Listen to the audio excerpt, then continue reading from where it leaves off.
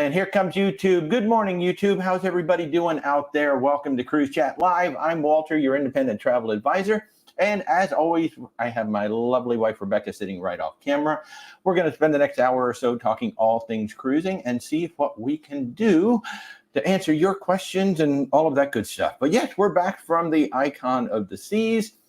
Let's see. No, we're back from Icon. We're back from the Oceana Serena, the Virgin Voyages Scarlet Lady, the MSC Seashore. Yeah, we've done a bunch of cruises over the past 2.5 months. So everything from the 650 passenger Oceana Serena up to the potentially 7,500 passenger Icon of the Seas. And we've had a lot of fun.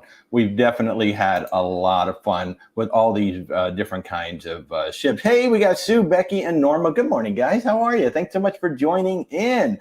Man, it has been quite the few months here. So, hey, John, how are you? John's asking about the MSC Seascape. So, first of all, let me invite you to like the channels, whether you're watching on TikTok or YouTube. And if you're not subscribed yet, may I invite you to subscribe to the channels. We bring you information, news, and all kinds of stuff on all things cruising, as well as some Disney theme parks and other things as well. Hey, Jeff, Becky, how are you? I am feeling a little bit better today. Yes. Rebecca caught a cold, and then she thought she'd do the right thing and share it with the love of her life. So I had a pretty good day yesterday. I might start coughing later, so I apologize for that. But hey, John, you asked about the MSC Seascape. So we went on the MSC Seashore, which is her sister. That was the first one. The Seascape is the absolute newest one. What I'll say about MSC in general, you need to go into that understanding that MSC is one of the lowest cost cruise lines out there in the industry. Sometimes they're lower than Carnival. And so with that comes, you have to lower your expectations a little bit about what you might get on the ship. It's not to say you're not going to have a good time. The ship itself is gorgeous. I mean, the MSC knows how to build a ship. They're absolutely stunning.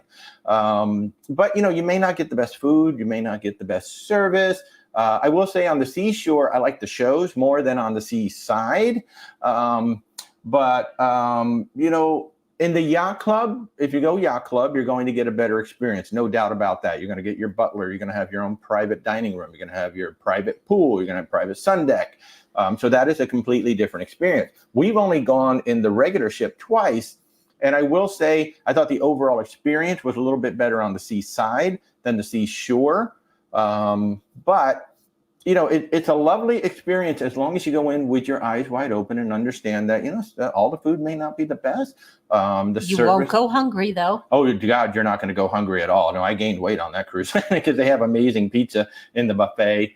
And I mean, you're going to find pockets of really good things. They had a really fun, that rotating sushi bar. That was fun. We had a ball with that. And I have to say, we haven't experienced bad service. It may not have been, amazing service, right? But it hasn't been bad. No, it wasn't bad, but maybe a little standoffish, maybe not really to us, or especially like when you're walking through the buffet or you're walking through the ship, it's like they went out of their way to avoid eye contact. Like, whoa, I don't want to look at this person, which is kind of unusual. On a lot of ships, they're like, hey, how you doing? Da, da, da. So that's it. But MSC's a level. I mean, we've had a good time on both of our cruises. In fact, on that second cruise, that was in December when we had all those storms coming through the U.S., right? And the ship rode beautifully in the weather. I mean, the ship rode absolutely beautiful in all that weather. So I will say that they know how to build a ship, and they have very deep pools, really lovely deep pools. So, and certainly there is a cruise line for everybody. If budget is your priority, look at MSC. Look at MSC. Don't expect, a high-end steakhouse for McDonald's prices. Right, right. Although I have heard the butcher's cut is quite good.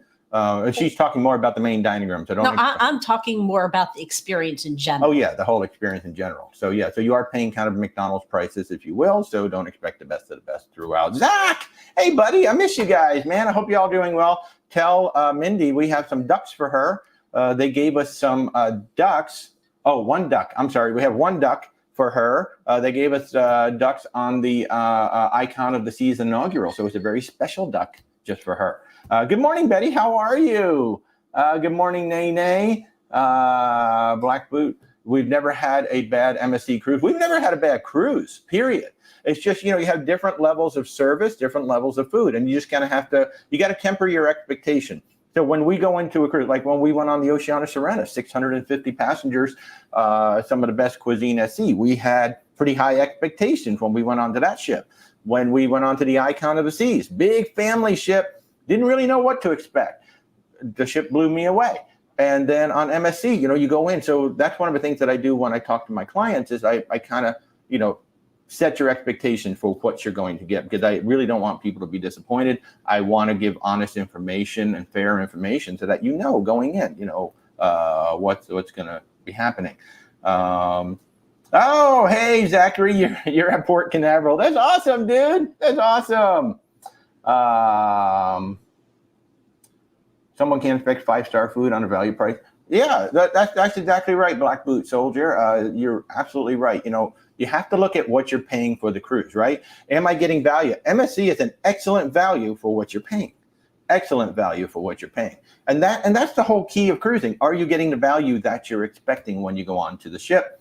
And that is what, we really, because no two cruise lines are alike.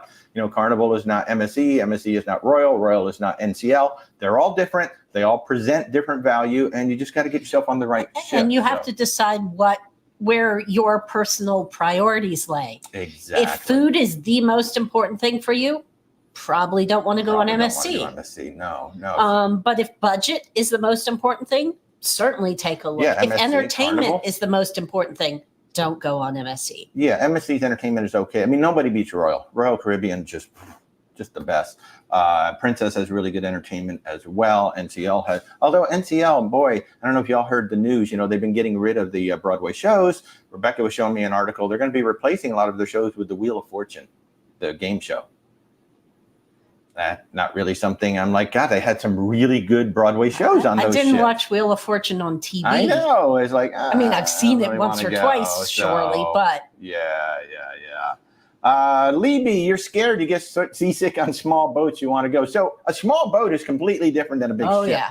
I can get sick on a small boat. Oh, yeah. I've never gotten sick on a cruise ship. So cruise ship is completely different than small boat. Small boat, they're getting thrown around in the waves. They're getting bumped around in the wave. When you get up to a cruise ship that's about 900 feet long and it's about 125 feet wide, that's a completely different experience. Now, if you're concerned about seasickness, there's two things that we're going to do. One, we're going to set you up with a cabin that's lower and towards the middle of the ship that has the least movement in it. That's why the theaters, the restaurants, most of the venues are around, say, decks 5, 6, 7, 8, because that's lower in the ship and that's a smoother ride.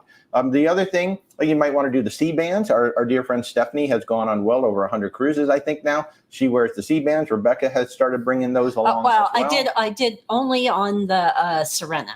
Yeah, and I did not do it on the big ships. Ginger candy is good. So the big ships are complete. Even if you've gone on a ferry, a ferry moves around a lot in the water. The big ship do not move near as much. Now, do they rock? Yeah, absolutely. If you're in big weather or if you're in big swells. That's the other thing that I've noticed too, is that you don't necessarily have to have weather. Sometimes they're just these big rolling swells. And if the ship is going in the right direction, it will affect it. But it's nothing like being on a small boat where sometimes you can be thrown around. So I would say if you get seasick on a small boat, that does not necessarily mean you will get seasick on a cruise ship. Correct. You may, but you may not. So I would go in and try it. Do one of the calmer locations like the Caribbean in general, or Alaska, and bring various things to help you and see if you even need it. Exactly. And that's one of the things that we do try to help with our clients when we're setting people up with the cruise. Rick is here. Hey, good morning, Rick. How are you? Kendall, you're going on the Sky Princess in 3 weeks. What a beautiful ship. You probably noticed that I'm drinking from my little cup that I got from the Sky Princess. What an absolutely stunner of a ship. Now, if you guys want to come join us, since you mentioned Princess, we're doing the Sun Princess in October. We've got a really wonderful group going on. God, I think we're pushing 30, 35 people now coming on that group. It's going to be fabulous. First of its kind, brand new Sun Princess with the sphere, with the big dome on the top, something like 20 bars and lounges and eateries throughout the ship. going to be amazing. So if you want to come along with us, but the Sky Princess, Kendall, if you haven't seen it yet, I do have a playlist on TikTok, and I've got a whole food review up on YouTube. So certainly you can check those out. Those might help you out. But what a beautiful, beautiful ship! Black Boot Soldier issue you have on MSC is many, if not most of their crew is not proficient at English. I will agree with that. Yeah. The public facing ones need to be very proficient at English when you're in America, right? When you're over here and you're focused on the North American clientele. I will agree with that there is definitely a language barrier quite often on MSC. Not everybody. Usually figure it out though. You can usually figure it out, but sometimes. I think there was one time I asked for directions, and there may have been some miscommunication between what I said and what I heard from them. Yeah. So we end up going in entirely the wrong direction. Exactly. So any more insight into the Sun Princess delay? I don't have any more insight. I've seen some anecdotal reports that somebody may have gotten hurt, some scaffolding. No, yes, somebody did. A worker got hurt at the shipyard. And I've heard that the delay was because of the investigation. Gotcha. So they had to close down the shipyard for the investigation. So I was trying to find a news story on that, and I couldn't find the news story on that. This is what I've read. Right. So I've read that in some of the forums as well, but I was trying to find a news story on that, and I couldn't find an actual news story saying the same thing. So as far as we know, it's just delayed. Right now, they've only canceled the inaugural sailing. This is one reason why we say don't ever book an inaugural sailing. I think the Icon of the Seas is one of the first ships, and I don't know how long, that's actually sailing right on time. In fact, she was so early that they were able to do 4 previews. So that's all we know, is that she is delayed. So KB, you're going on the Independence of the Seas on Saturday. That is amazing. That is amazing. Colonel Dave Dixon, you're going to be on the Magnifica in 2 weeks. That's awesome. That is absolutely awesome. Hopper Trucker, how are you? Kendrad52, have you been on the Carnival Celebration? We've not been on the Carnival Celebration, but we were on the Carnival Mardi Gras, which is the first one of that class. There's a whole playlist actually on TikTok, and there's a playlist also sitting up on YouTube if you want to check it out. We had a blast. We had an absolute blast. There is nobody like the Fun Squad. The Fun Squad on Carnival, they are the best at what they do. They do the trivia, they do the games, they do all the stuff around the ship. There's nobody like them. There really isn't. They're so much fun. So much included food on those ships. You're going to be careful. There's so much food. My favorite was Shaq's Chicken. I love Shaq's Chicken, and I had to be very careful. Except the egg sandwich. Don't get the egg sandwich in the morning. There's something weird about those eggs, but the chicken sandwich, righteous, really, really good. The blue iguana was great. The one thing that's wrong with all 3 of those ships is that venue that's in the middle of the ship. They have a venue. It's called Grand Central on the Mardi Gras. I can't remember what it's called on Celebration, but it's that venue. It's like 3 stories with all the glass, or maybe 4 stories with all the glass. Kind of in the area where an atrium might normally be. Yeah. The problem with that, they do great shows there, but the problem is the seating is terrible. Just absolutely terrible. So if you're up higher, you've got to be in the front row if you want to see everything. And then if you're down on the floor, you kind of want to be up in the front. And it's just one of those situations where you either show up like 3 hours early and get yourself a seat, or you show up about 30 minutes before the first show ends, and then you kind of do that thing where you hover over tables and wait for people to get up. The shows are great, but it's just the seating situation is not that good.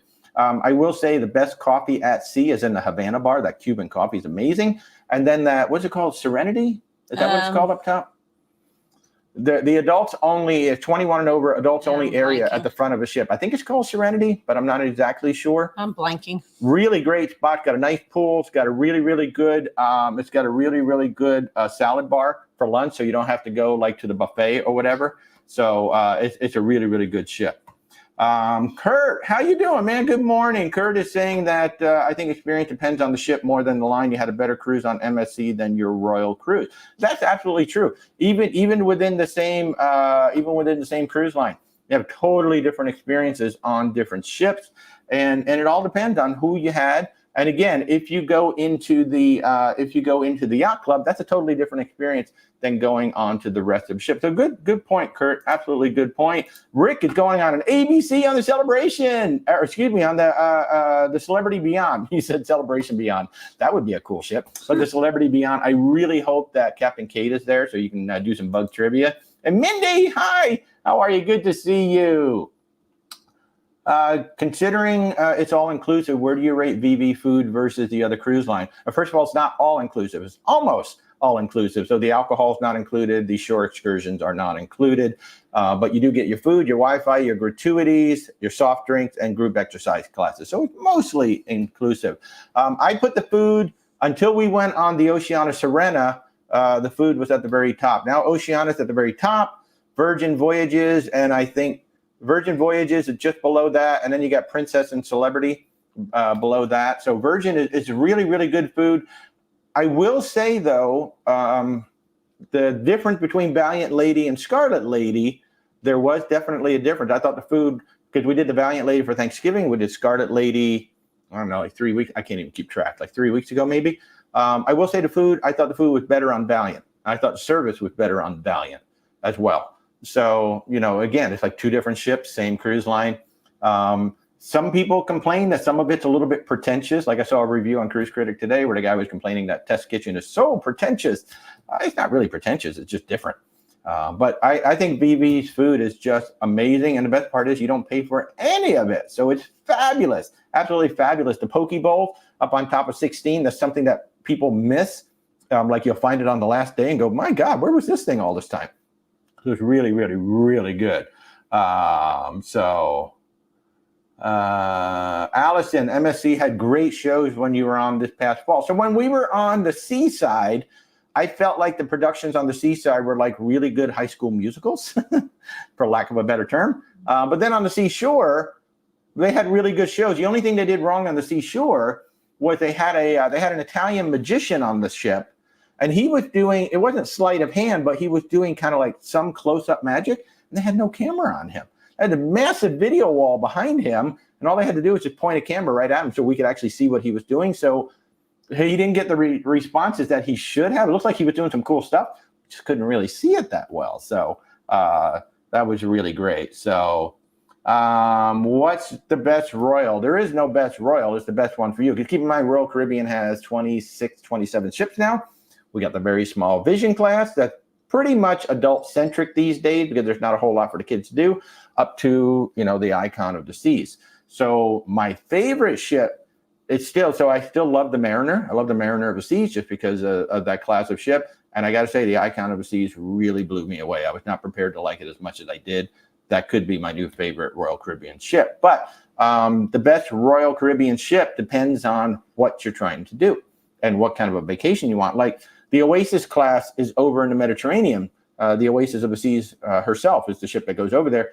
I wouldn't do the Oasis of the Seas over there because I think it's too big for a Mediterranean cruise. It's really over there so Europeans can experience that Oasis class ship. But if you really want to do a Mediterranean cruise, get yourself on a smaller ship over there. So the best Royal Caribbean ship depends on what you're looking for because the ships are different. They have different things on them.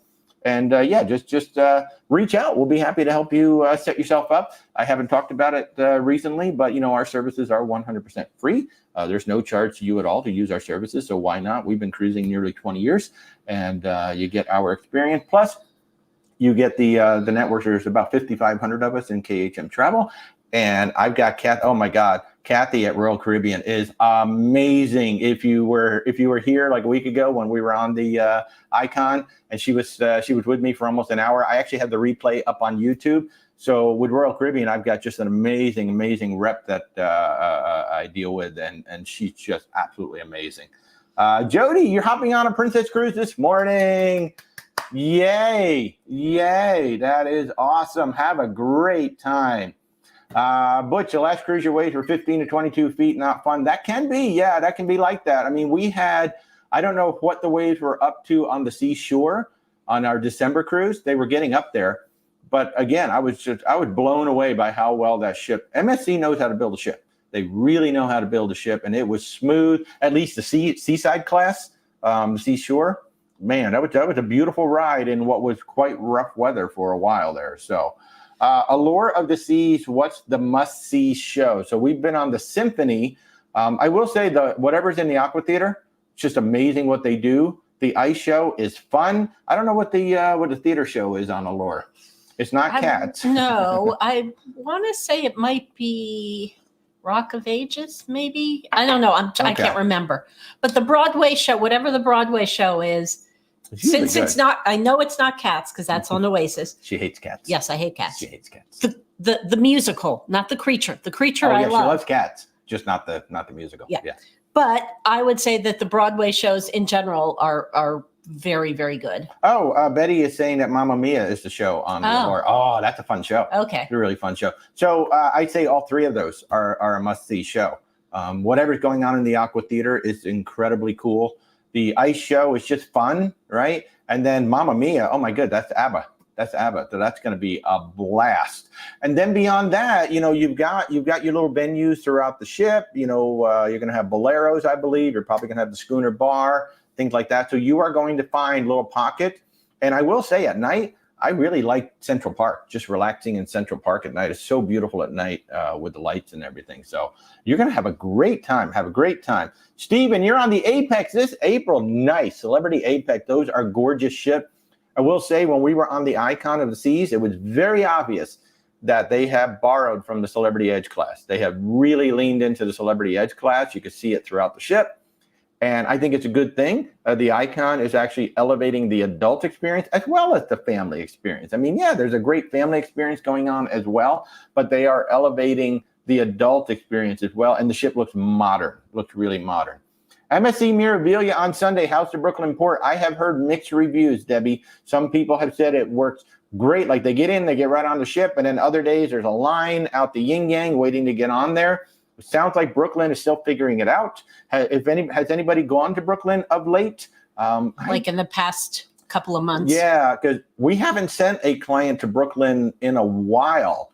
Our client had a good experience in Brooklyn, but then like right around the same time, like some of our fellow agents went up there and they just said, oh my God, the lines were out the yin yang. It was a mess. So I don't know. Has anybody been up there lately? Danny Lynn, the Seashore, that's the ship we were just on. And we were just talking about that a little while ago. As long as you temper your expectations for MSC, you're paying a very low cost, so you can't expect the best of the best. The ship itself is gorgeous. They have some of the best pools at sea. They have very deep and very large pools, really nice pools, especially that jungle pool, which is inside. At one point, we had really bad weather on the last cruise in December, so it was nice having that indoor solarium pool, which was really great. Food is not the best. Service is not the best. I thought the shows were pretty good. And of course, MSC has Ocean Key, which is actually my favorite private island. I like it more than Coco Cay. So there is that. But the ship itself is beautiful. The food is okay. You're not going to go hungry. The service is okay. It's not the best. So as long as you go in there with tempered expectations, you should have a great time. And of course, in terms of the value, like what you pay and what you get, I think the value is totally there for sure. Beach Share, going on Enchantment of the Seas in May. Have a fabulous time. Have a fabulous time. User 319 is Celebrity and Royal going to merge into one company. No. So Royal Caribbean owns Celebrity. And so Celebrity is the luxury brand, and Royal Caribbean is the family brand. And then there's also Silversea, which is the ultra luxury brand. So it's just like Carnival. Carnival owns like 10 different cruise lines. So no, they're not going to merge. But what they are doing, and I was rather surprised at this, Celebrity is starting to go to Coco Cay, which I was very surprised at that. I thought that was kind of an odd move, but it seemed to be popular because the ships are selling. So they're not merging, but Royal Caribbean owns them. Good morning, Barbara. And just a little point of business. If you're trying to ask any questions about Virgin, yes. Virgin Cruise Line, use VV or misspell Virgin because TikTok will block your comments. Yeah, that is not us blocking your comments. So if you'd like to ask questions about Virgin Voyages, just use VV, Scarlet Lady, Valiant Lady, whatever you want to do. You just cannot use the word Virgin on TikTok. It's kind of weird because, Virgin Voyages is all over this thing. So is the Bahamas safe? I think so. I mean, just like anywhere else, right? You got to be aware of your surroundings. Doesn't matter where you are. You've got to be aware of your surroundings. That's all. And try not to travel by yourself, have at least a little group.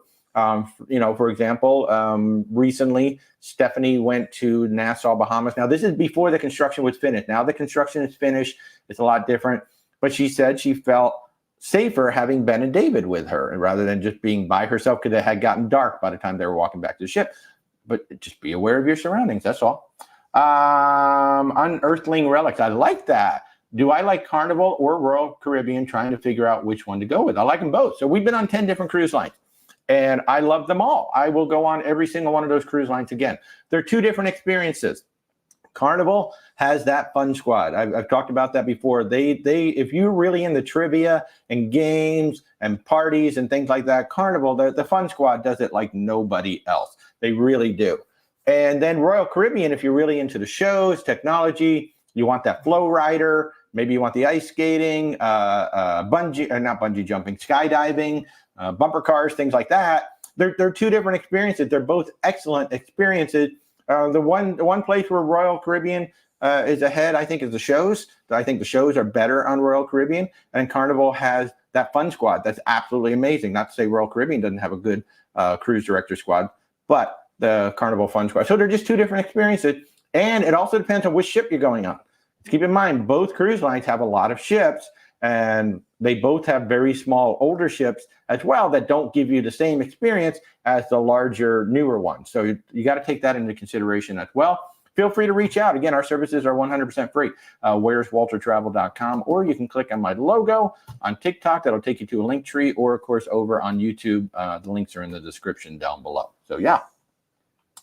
What about Disney Cruise? Disney is awesome. I love Disney Cruise Line. I'm so excited about the Disney Treasure.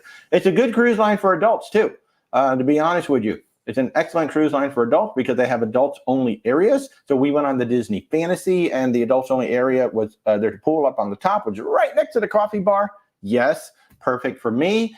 And then in the back, there was a section called Europa, which was like 4 or 5 like bars and lounges and nightclubs, things like that back there, including a champagne bar where you could order any champagne by the glass. You didn't have to buy a bottle of it. So that was kind of cool. Disney has some of the best food, some of the best service at sea. Of course, their shows are a lot of fun. They have fireworks. So Disney Cruise Line is a great cruise line. And the Treasure is coming out, which is going to be a sister to the Wish, but she's going to go on 7-night cruises. That's going to be amazing. We have booked a bunch of clients. In fact, we got somebody going on the Disney Wish tomorrow. A family flying up from Panama, I believe. So they're going on the Disney Wish tomorrow. So yeah, if you'd like to talk about Disney cruises, just reach out. We'd be more than happy to help you out. S. Bain, the Mariner, you enjoyed the Mariner too. The Mariner receives that class, that Voyager class. It's a really nice size ship. I want to say it's around 3,200-ish. That was the first mega ship. So that's the first ship that had the Royal Promenade, the ice skating rink, and the flow rider. And then that set the stage for the Oasis class, Quantum class, Oasis class. They're just lovely ships. And the Mariner has the bamboo bar, which the Utopia of the Seas is going to expand on with the pesky parrot.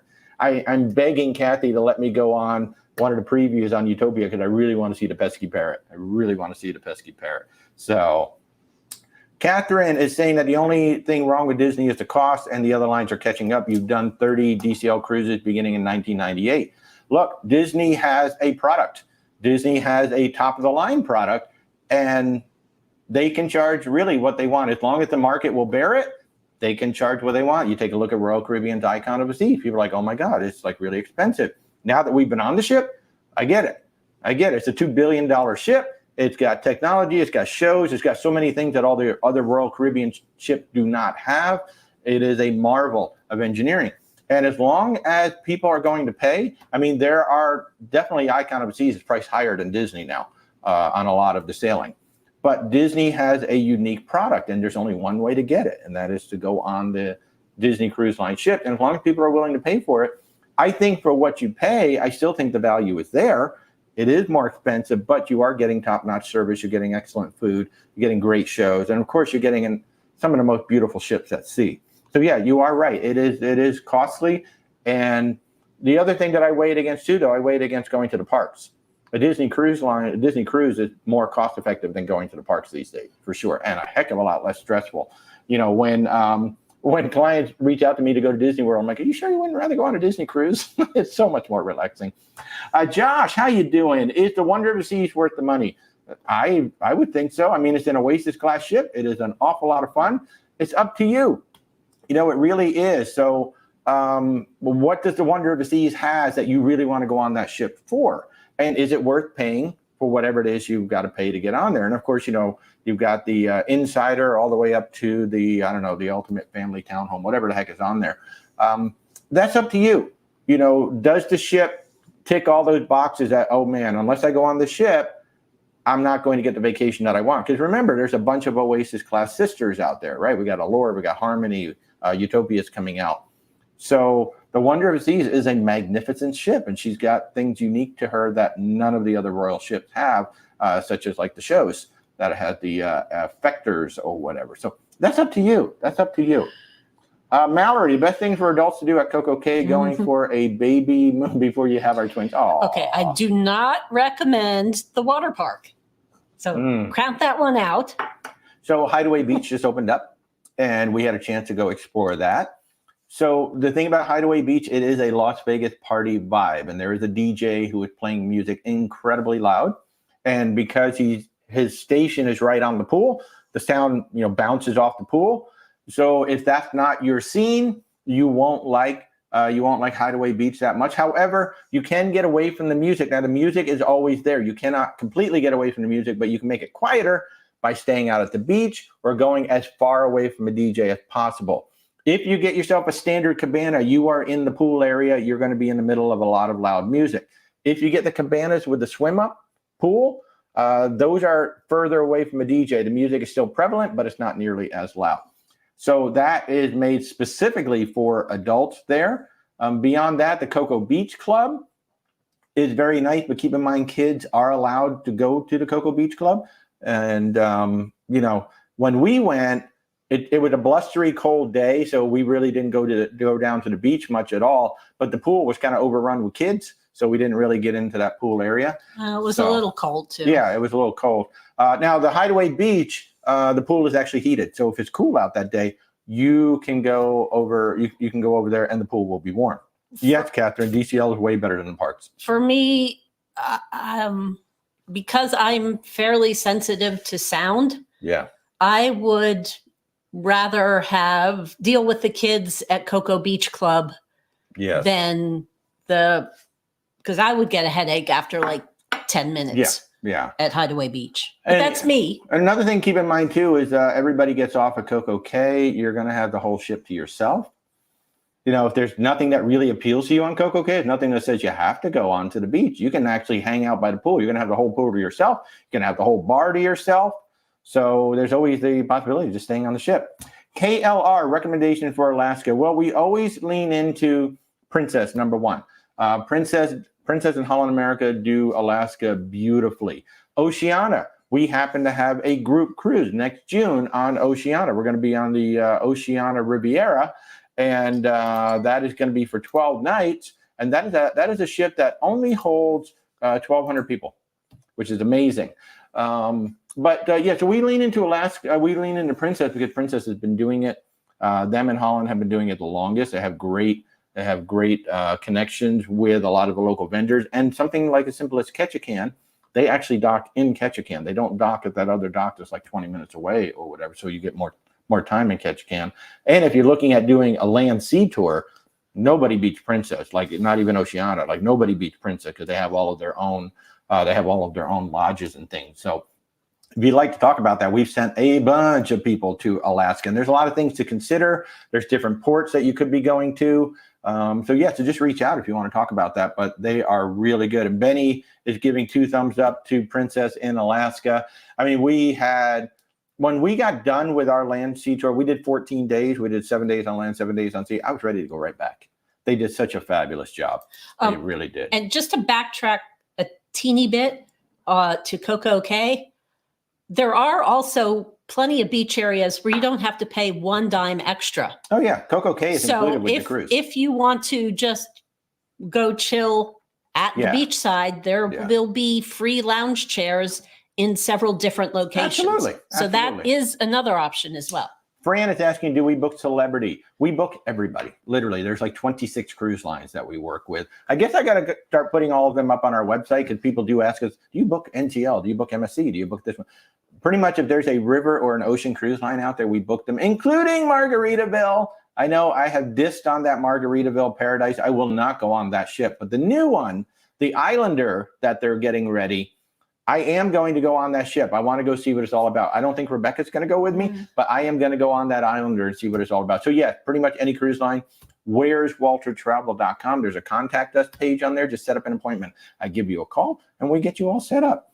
Roberto, 7-day Alaskan, which cruise line? Again, we just talked about that. Princess and Oceania and Holland America. If you're just doing a cruise. Now, here's the thing.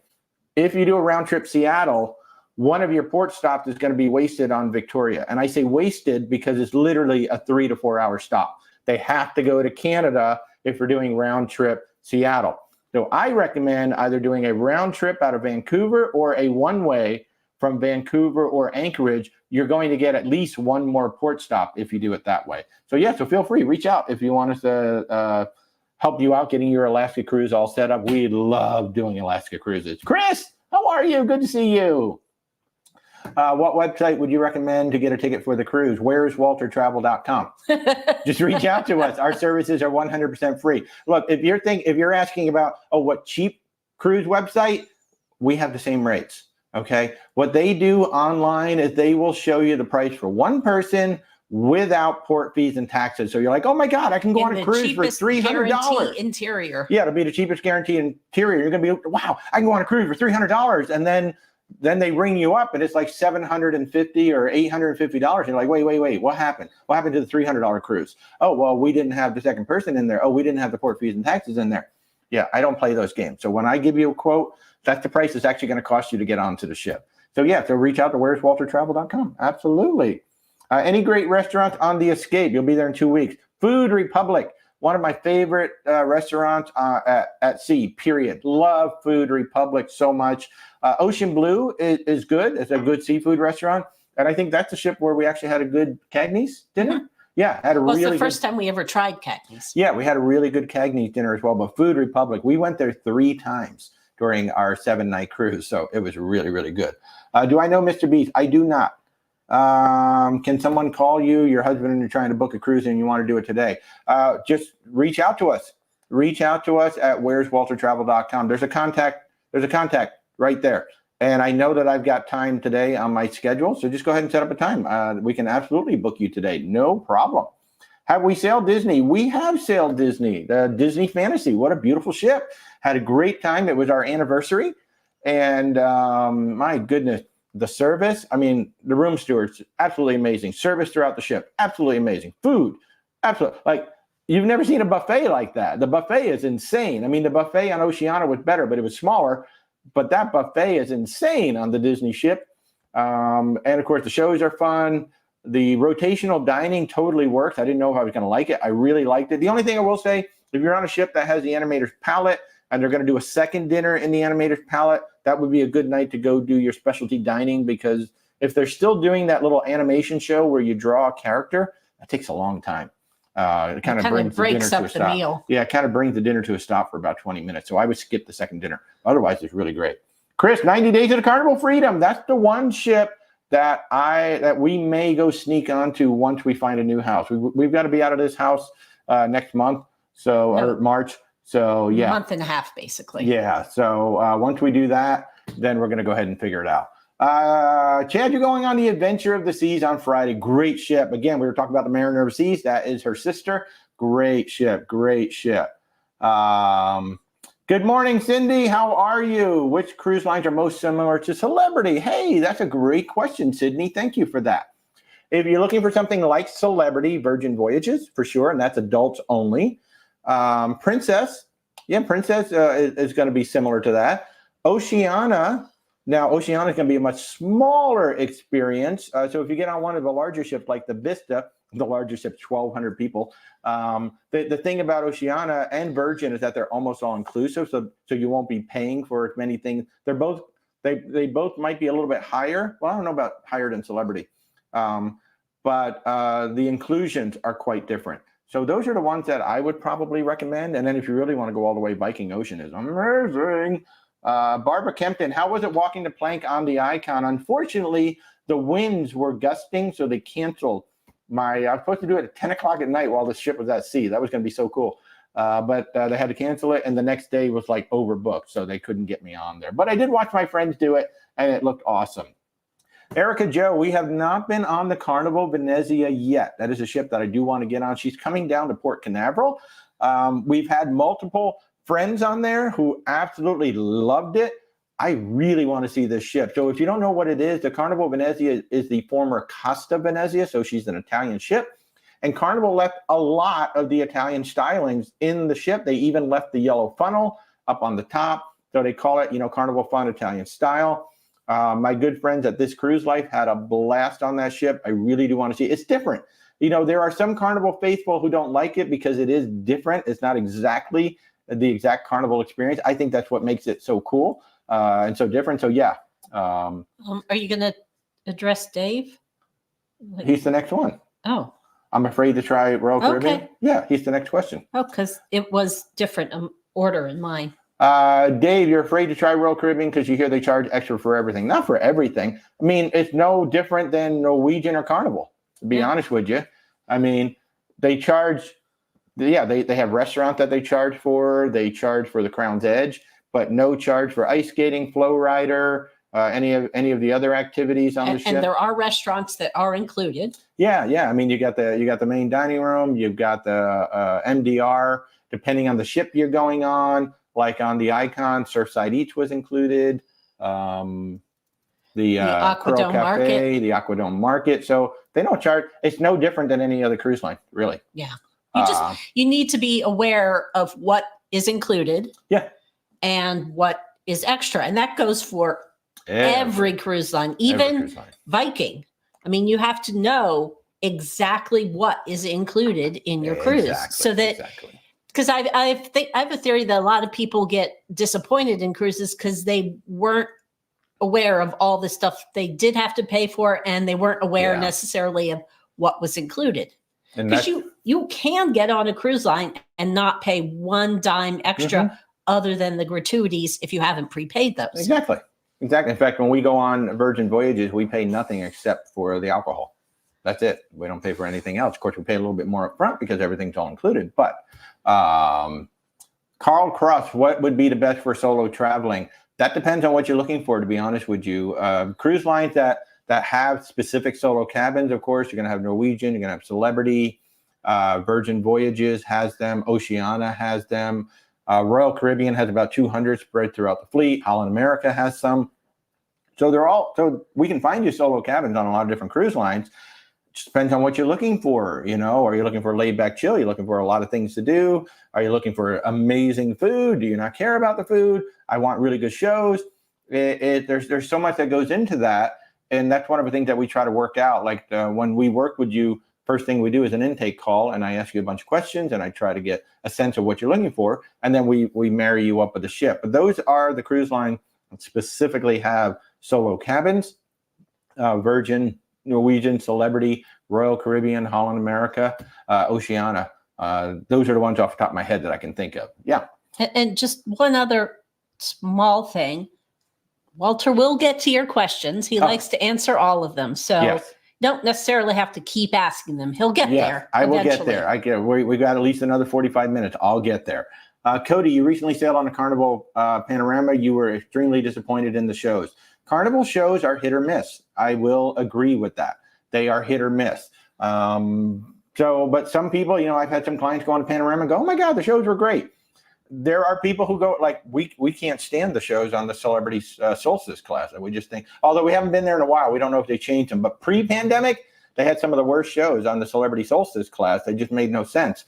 But we had friends like, oh my God, have you seen the shows on the Celebrity Silhouette? We're like, yeah, we did. We walked out. So, I mean, that is all personal. Davis, thoughts on the Sun Princess? I cannot wait.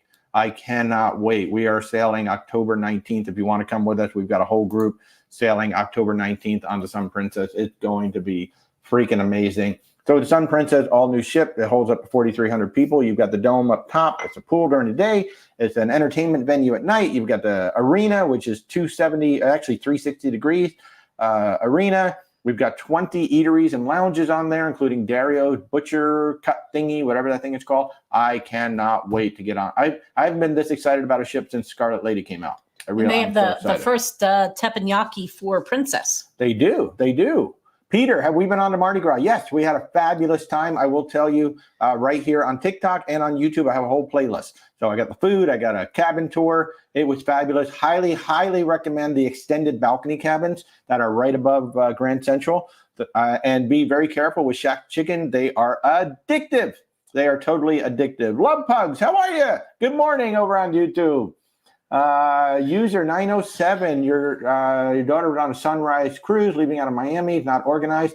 Sometimes that happens, especially like if there was something that happened on the previous cruise. Maybe they had difficulty getting people off the cruise, or maybe they were a little bit late coming in.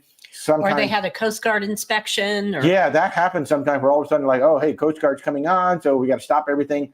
It can get a little frenetic, especially in Miami. Miami is such a crazy cruise port. So you have to have a lot of patience when you go to Miami for sure. That can happen. George, my opinion on VV, excellent cruise line. Excellent cruise line. I think you're going to have a lot of fun on there. The entertainment is different. We love the drag queen. We've gone to the Diva show multiple times. We've had Carlos, who's simply the best. The food is really, really good. You may have heard me earlier saying that we went on Valiant for Thanksgiving. We just went on Scarlet about a month ago. The food was better on Valiant than it was on Scarlet. But the food is still good, and it's all included. So Virgin Voyages is, if you're a big fan of a pool, though, Virgin pools are terrible. Celebrity has much, much better pools. But other than that, good entertainment, beautiful ships. The beds can be a little bit hard. If you're in a standard stateroom, your bed is going to be a little stiff. It's got a thin mattress. Whereas if you're in a suite, you get this big, beautiful bed. So, Rick, you're going on the Sun a week after us, a Sphere cabin. So we've now got 3 Sphere cabins booked on our cruise. And if you don't know what I mean by a Sphere cabin, if you look at the Sun Princess, take a look at a picture of Sun Princess right in the middle of the ship. There's like this sphere that sticks out. The bottom third of that is the atrium or the piazza. The top 2/3, they're actually balcony cabins right on there. So I cannot wait. I cannot wait. Norma, yes, Shack Chicken is yummy and it's addictive. D, any restaurant recommendation? Oh, yep, we already talked about that. Davis, what port is okay to miss out on a Mediterranean cruise? That is totally up to you. Totally up to you. I don't know which port are important to you. So the thing to look at is which ports are going to take you a while to get to. You know, Venice is about an hour and a half to 2 hours away from the cruise port because that's just the way it is. Rome is an hour away from Civitavecchia. So that's the thing to look at. When your ship comes in, are you going to be able to walk off and go into whatever it is you're going to? Or is there 30, 40, 60, 90, 120 minutes to get to whatever it is? Because then that's a round trip. But you do also, when you're looking at that, you have to look at the time they give you to be in that port. Exactly. Quite often when you're, say, in Rome, they'll give you 12 hours. Yeah. Because they know it's going to take an hour to get there and an hour to get back. So you still have 9.5 hours in Rome. Yeah. Or an overnight. You know, some of these ships will stay overnight, which gives you plenty of time to go do whatever it is. And then the next question, user 388, what would I consider a great Mediterranean cruise? Man. That's kind of personal because some people really want to do Spain and some people really want to. I would love something that maybe started in Barcelona. We hit a little bit of Italy and then we end up in Greece. That's probably what I would do. And then have some time in Barcelona before and have some time in Athens after. It sounds like Rebecca and I are going to be taking 2 separate cruises. So what would you do? Well, I'd want to either start or end in Italy because I'd want to spend some time on land in Italy as well.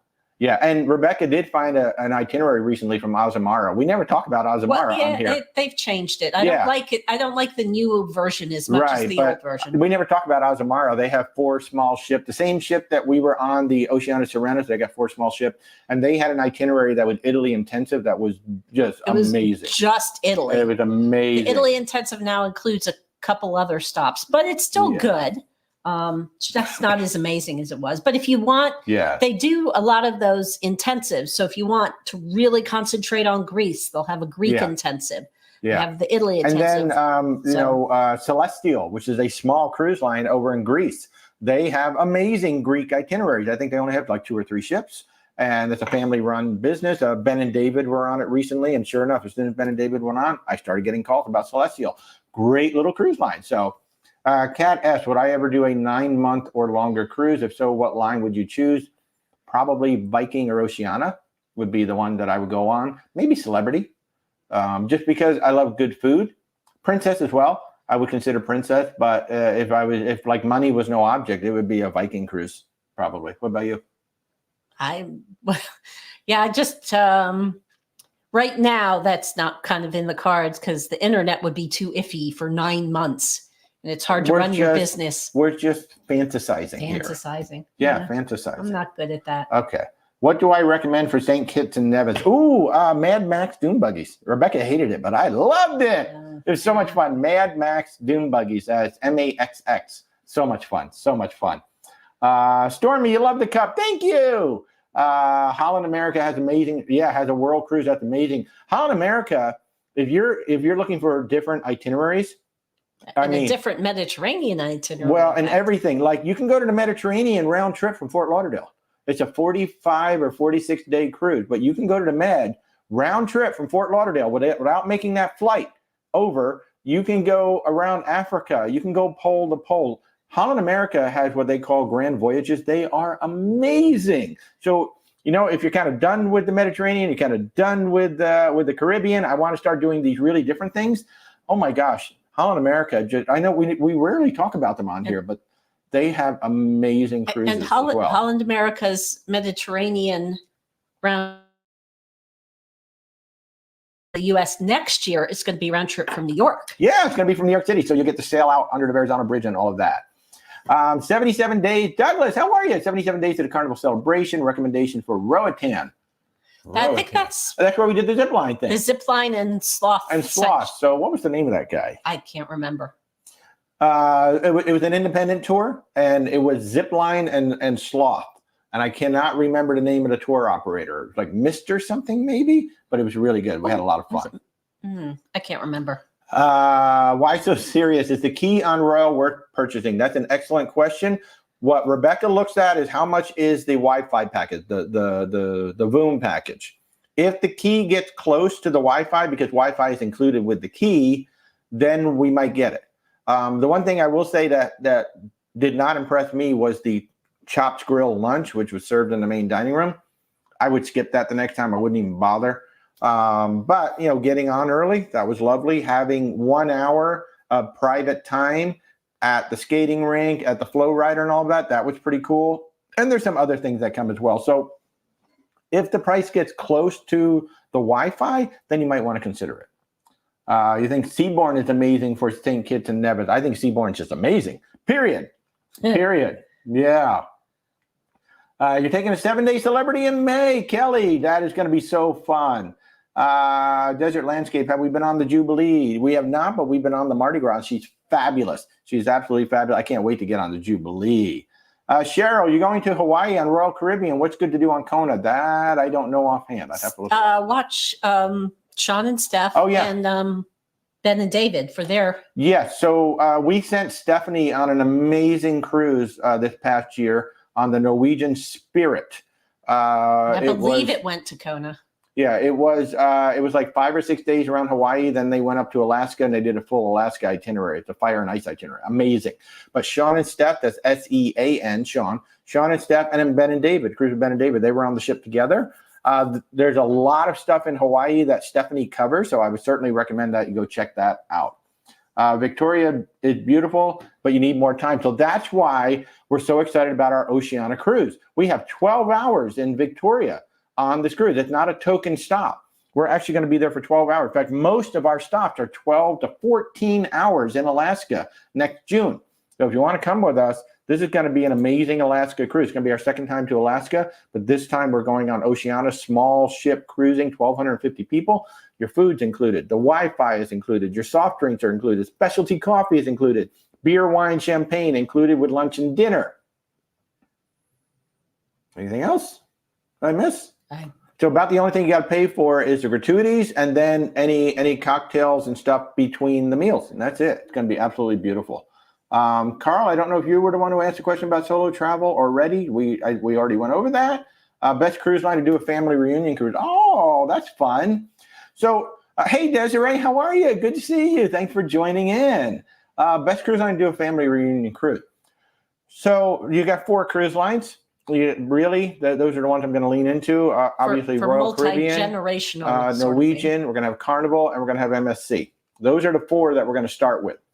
Then it depends on, number 1 is going to be budget. So what does everybody want to pay to come on the ship? MSC is going to be the cheapest. When we go on MSC, we do see parties of like 12, 25, 35. And you ask them, they're like, yeah, this is the cheapest cruise line. And it will. MSC will be the lowest cost. So if budget is number 1, MSC is going to be the lowest cost. And then beyond that, we just have to look, because it could be any one of those 4 cruise lines. And then it also depends on the ship itself. But those are the 4 that you're going to start with: Carnival, Royal, MSC, and Norwegian Cruise Line, because they have something for the multi-generational family. Now, if there aren't a lot of children going to be involved, you can expand that a little. Right. If this is adults, if it's only adults, or maybe it's kids that are like late teens, early 20, then Celebrity, Virgin Voyages could be a heck of a lot of fun if everybody's over 18, for sure. But Celebrity, Princess certainly come into play. So it depends on what your needs are. And certainly reach out. Again, our services are 100% free. So it's where'swaltertravel.com. Or if you're watching us on YouTube, just simply click the link in the description below. Or if you're watching us on TikTok, if you hit my logo, you'll find a link tree. And the very first link, it's going to say contact us. Just set up an appointment to chat. We can chat today. We can chat tomorrow. So yeah, just reach out. Tony, how is the food hooked on Icon? So when we were on our preview cruise, in fact, the video is now up on TikTok. We could not go to the restaurants. The restaurants were not open. Specialty restaurants. So what they did was they gave us a sample tasting. Now, the good side was we got the taste stuff, and the hook stuff was great. Downside was most of it was cold, just because, they're bringing it out on trays and stuff like that. So it wasn't a great representation, but I will say the stuff that I ate at Hook was some of my favorite. Hook and the Empire Supper Club were my 2 favorite things that I sampled. So it seemed really good. Hey, Aaron, how are you? Good morning. Yes, the Alaska cruise that we're going to do next June is going to be epic. It is 12 nights in Alaska, round trip Seattle. But again, our stop in Victoria is not going to be token. It's going to be 12 hours. We talked about the Carnival Jubilee. Nana, what are my suggestions for leaving out of Galveston, Texas on the Regal Princess? I'm so glad that they brought her there. My suggestion would be, obviously, you got to come in a day early. And I would stay in Galveston. Get down as close to the cruise port as you can, so that you don't have to stay in Houston. So that would be my suggestion. That's usually what we do when we book clients into Galveston. We try to put them down in the Galveston area so they're already there. Now, if you're coming in late, it'd be kind of similar to coming into Port Canaveral.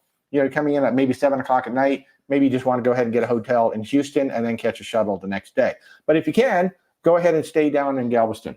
And if you're driving at all, I believe, if I remember correctly from Christy's trip, you can pre-book your parking in Galveston. Yes, and you want to do that because there's limited parking down there. They're working on it. They're going to be building some new parking garage.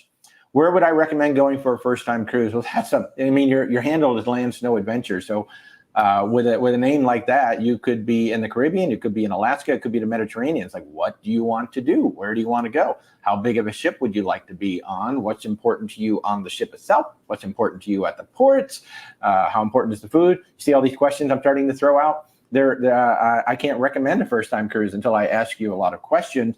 And I do this a lot on the show, and I know some people get annoyed because it's like, well, just answer the question. There is no answer to the question. I need to know. If somebody said to you, here's the best first cruise, it's because they like the ship. They like the itinerary. Me, I want to make sure, because if you don't get on the right ship, the most important thing is getting you on the right ship. If we don't get you on the right ship, you are not going to have a good time. And the right ship for you might be the Icon of Seas with 5,500 people on it, or it might be the Oceana Sorrento with 650 people on it, and anything in between. That's the most important thing. So you need to work with a travel advisor. I would love to be a travel advisor, but even if it's not me, find a travel advisor, because that first cruise, you need to know how to navigate the ship and especially how to compare, what's included here, what's included there. So there's no surprises. Boy, it really sucks when you go on a ship and then there's like all these surprises that you didn't know about. DJ, no, we're not on the Icon. As you can tell, I'm in my kitchen. Sarah, 40 days until the Icon for us. Oh my God. What a ship. You are going to have so much fun. You are going to have so much fun.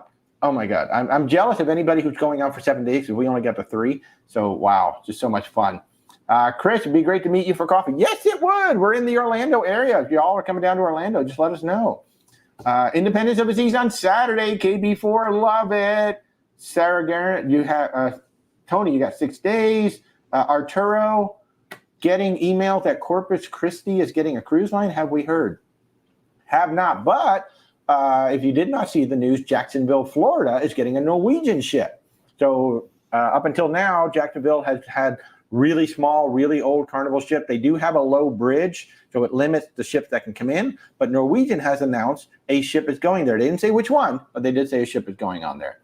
Colin, you got the Disney Treasure in February 25. Yay. I do fit in full-size luggage. If you'd like to just bring me along, I'd love to come along on that one. Diana, you're a first-time cruiser. What's the best cruise out of Galveston? You probably just heard me give that whole explanation. So you've got, let's see, I think you got like the Norwegian Viva or the Prima. Some parts of the year. You got the Carnival Jubilee there. The Regal Princess is there for part of the year. So it depends on when you want to sail and which ships are there. And again, what you're looking for. It's going to be a Western Caribbean cruise. There are a few Royal Caribbean cruises that go around Florida and come out to Coco Cay. They do an 8-night cruise where they bring the ship out and then you get to go to the Bahamas. But for the most part, it's going to be a Western Caribbean cruise. So then it's, what do you want on the ship? Because the cruises are all going to be very similar. It's going to be Cozumel, Customaya, what's the other one? Cozumel, Customaya, and there's one other. So the cruises are Roatan or basically going to be the same. Now it comes down to what ship do you want to be on. That all depends on entertainment, food, quality of a service, and so many other things. So just reach out. Oh, yeah, even Disney is there from time to time, too. So reach out to a travel advisor, and let's get you set up, whether it's me or someone else. Again, if you want to reach out to me, it's waltertravel.com, or click the links, or just find a good travel advisor and let them help you figure out what ship, because the cruise is going to be the same. Venezia, KB4, going on the Venezia. Love it. Lim, I think it is. You're going on the Navigator of the Seas in the summer. Love it. I love that class of ship. Love that class of ship. Daryl loves Royal Caribbean. MCAP, do you recommend going to Atlantis? When in Nassau? If not, what excursion do you recommend? I will be very honest. Nassau is one of those ports where we stay on the ship. Now, all that construction has finished, and we have not been there since the construction finished. I will get off the ship the next time, just go walk around and see it. I think Atlantis is overdone by a lot of people. Our friend Stephanie, this is kind of fun. She did the water park at Margaritaville. That was her excursion. And she said she had a blast, an absolute blast. Like everybody goes to Atlantis. Margaritaville was not nearly as crowded. So she did that. But for us, Nassau is traditionally a ship day. We stay on the ship, let everybody else get off, because there's not a whole lot that I really want to do in Nassau. But I do plan to get off the ship next time we go, because I want to go see all that new stuff that they've done. Videos on board, the preview. The pre-cruise, yeah. The Ocean, you're talking about the videos on board for Icon. Yeah, I'll tell you what, that ship is absolutely amazing. Kimberly, first-time cruise for a family of 8. 6 kids range from 7 to 16. So you probably heard me talk earlier. So with your family, there's really 4 cruise lines. So you got Royal Caribbean, MSC, Norwegian, and you've got Carnival. I think the second part is the more pertinent part. Yeah, so the room options for your family side. That depends on the ship. So like Norwegian has family ocean views that can hold 6 people. Believe it or not. The Icon of the Seas has cabins that can hold 6 to 8 people. So it depends on the ship you want to go on, but you can get cabins. You can split yourselves up in, so you got 8 people. You can split yourselves up into 3 or 4 cabins, 2 or 3 people in each cabin. You can probably do 2 cabins of 4 each. Well, with kids that age, Well, and she said a family of 8. I don't know if there's multiple parents. Well, it's six kids, and then I'm assuming 2 adults. So all the adults. kids. So yeah, so what you're going to probably want to do is do something like in Norwegian where you can get 6 people in one and maybe, you know, get a second cabin right next to it. So that's something I'd really have to talk to you about and figure it out. But you should be able to get some sort of a combination on MSC, Carnival, Royal Caribbean, or Norwegian. So those are the 4. But that combination, there are cabins that hold 5 or 6. The 8-person cabin is going to be the ultimate family townhome. So that's $200,000 for the week, unless you really want to spend that. But there are ways that we can put 8 people together. Generally with connecting cabins. Oh, that's the other thing that the Icon of Seas has done. The connecting cabins are totally different than the traditional one. The door is not in the middle of the room anymore. They've created a foyer. So the rooms themselves are just normal, and then there's a foyer outside there. It's really cool. I've got to do a video on that. But yeah, Kimberly, if you want to reach out, there are combinations. It's either going to be 2 cabins or 3 cabins, depending on the ship that you end up going on. Because again, depending on where you want to sail out of, there's only certain ships available. So once we know where you want to sail out of, then we got to look at the ships available, and that's how we put together the combination of what you're going to be able to do. So yeah, where's WalterTravel.com, or click the links. We'd love to help you, but if it's not us, work with a travel advisor. I highly recommend working with a travel advisor versus calling the cruise line, because we can compare the ships. If you call a cruise line, they're going to do everything they can to get you on their ship, and it may not be the best one for you. So Aaron is intrigued about the Carnival Firenze coming out to LA. I know, that should be a lot of fun. We've got a client on one of the first sailings of the Firenze coming out. Vano, why have prices doubled on Royal Caribbean cruises? You're paying $3,000 for a 3-day cruise for 3 people on the Allure. Because they can. You know, the prices of everything has gone up. If you've gone to your grocery store, if you've gone to your gas station, if you've gone everywhere, prices are going up. So now multiply that by 5,000 people on a ship. So the cruise lines are paying more, and so they're raising their prices too. So yeah, I mean, it's just. But I will say, Royal Caribbean has perhaps had a slightly steeper rise than some of the other cruise lines. Because of the Icon, you know, because the Icon came out, so they use that as an opportunity to bump everything up. But it does make all the other ships a better value. So yeah. DJ Ryan, did we try out Max on Icons? It was okay. He's talking about the mac and cheese place in the Aquadome Market. I love the Aquadome Market. I thought that was such a great addition to the cruise line. The crepes were good. I mean, the crepes were decent. The feta Mediterranean was really good, and the ginger for me was really good. I love the chicken and beef.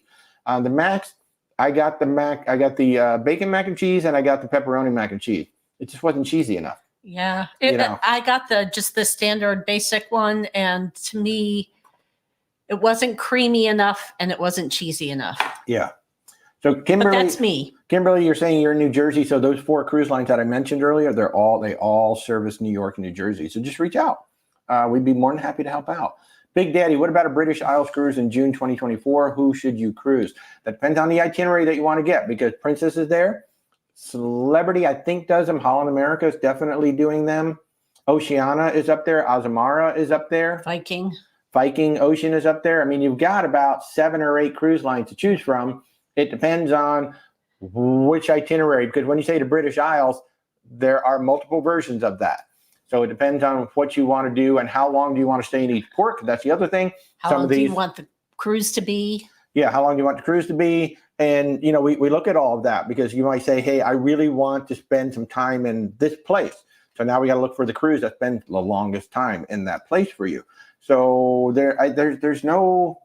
I don't know which one you should cruise, because again, there's a lot of questions I got to ask you. You know, the ship size, the entertainment, the food quality, the service quality. There's so much that goes into this, versus just me saying, well, go on Princess. That's the best one. I don't know. It might be the best one for you. It might not be. You might hate it. You know, that's the thing that I'm always afraid of. I don't want to put you on the wrong ship. And that's why I very rarely will tell you, hey, go on this one, because I don't know. I've got to talk to you and find out. That's part of being a travel advisor. That's part of doing what we do, is making sure that whatever we recommend to you, it is something that's actually going to work just for you. The cruises that we put together are always just for you. We don't just go off the shelf and go, hey, you know, Big Daddy called in. He wants a British Isles, so obviously we're going to send him on Princess. No, we go look at we go look at everything that's out there based on the conversation that we have with you. And we're usually going to present you 4 options, 3 or 4 options. Say, hey, based on what you said, here's 3 or 4 options. Let's talk through these. And I will say, because the season for most British Isle cruising is fairly short. It's usually about June through August, maybe beginning of September. Yeah. There may be somewhat limited itinerary for June this year. Yeah. There will be itinerary available. Yeah. We just don't know which one until we take a look. Yeah. Cody, you're impressed with how well versed we are. Thank you so much. Yeah, please do reach out. I hope you guys can tell we love what we do. I'm very passionate about cruising. I'm very passionate about travel. We're talking about cruising on here, but we do also do land tours. We do expedition. We do luxury travel up to and including private jets. So if you want a private jet, take you and your family somewhere. But we have booked European land tours. We're talking to some folks about Italy tours. So yeah, we actually do a little bit of everything. So Cabin Life, good morning. Hey, Josie, how are you? DJ Ryan, what's the best room for 4 people on the Icon of the Seas? Well, pretty much almost every cabin category will hold 4 people, almost. And I will say that answer will vary slightly depending on whether we're talking for adults or 2 adults and 2 children, because there are cabins specifically designed for 2 adults and 2 children. So I don't know. I mean, it all depends on what your budget is, right? So they've got some really nice new interior designs. And of course, they've got the infinite balcony is nice only because it gives you some extra room in the cabin. I will say that. John M., what's the best beach excursions in Costa Maya with toddlers 4 and 3? I can't answer that question. I do not know.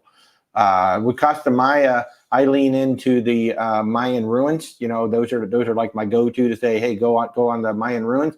I have never done a beach excursion in Costa Don't Maya. They have that kind of water park sort of thing right there, kind of at the port? It's a Las Vegas party vibe with all the loud music, so if you don't mind that. But there's literally, you come off the ships and it's free.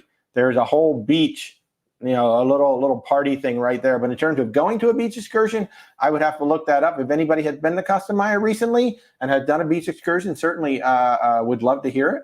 To help out. Another great resource for looking up excursions at various ports of call is cruisecritic.com. Mm-hmm. Great. They have a specific section for ports of call, and then you would go to Caribbean and then Costa Maya specifically, and there'll be people who will have recommendations. Let's talk about it, moms. That's fun. What cruise line would I recommend going with kids? There's actually 5. And which one you're going to go on depends on, 1, what cruise port are you going to sail out of? 2, what time of year are you going to sail out of? Because those 2 answers tell us how many ships are available, like what ships are actually available. But there's 5 cruise lines, right? So you got Royal Caribbean, we got Norwegian, we got MSC, we've got Carnival, and we've got Disney. And Remy goes down. We've got 5 cruise lines to choose from. And then it all depends on, well, what do you mean?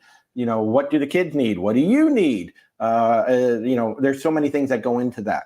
So I don't recommend any cruise line with kids. I recommend specific ships, because even within the same cruise line, they all have a lot of ships. So one ship may not work for you. And again, we have limited ships. I don't know which ships are going to be available in that port at the time you want to sail.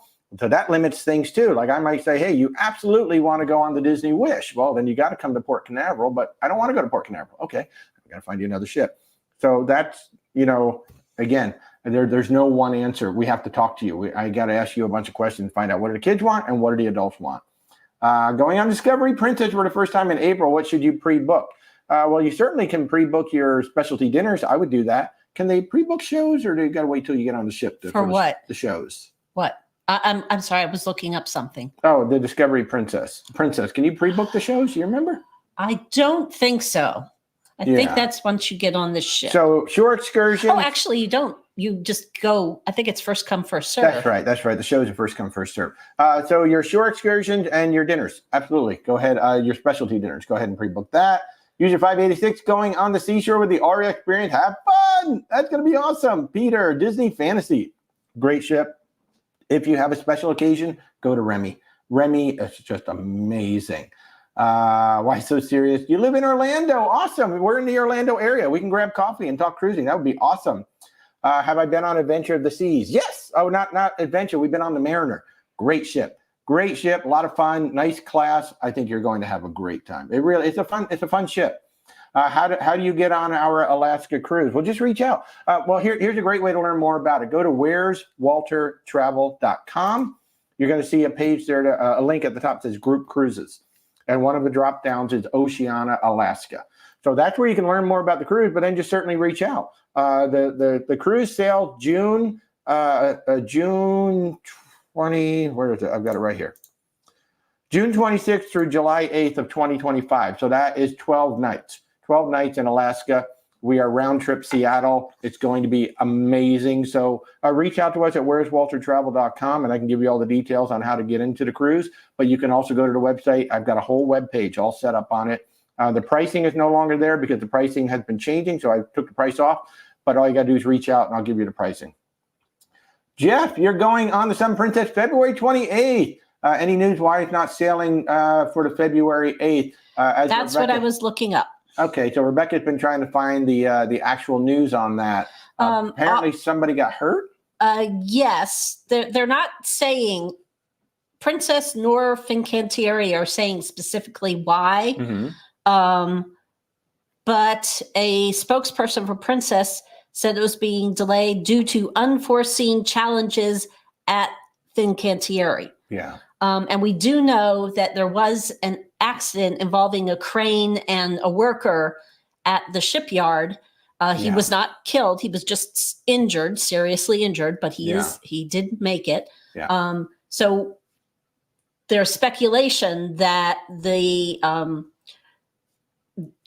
building has been delayed because of the investigation into the accident. So, and as far as we know, so far, only the first sailing has been canceled. Yeah, they haven't said specifically when they're going to restart. Hey, Clarissa. Oh, you think we were on your Scarlet Lady cruise? We were on Scarlet Lady... January 6th? Yeah, January 6th. For a 4-day?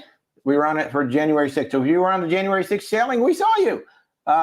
User 961, your wife, along with 25 family friends, will be going on the Allure of the Seas February 16th. What a great ship for a big family reunion. Hey, Amber, how are you?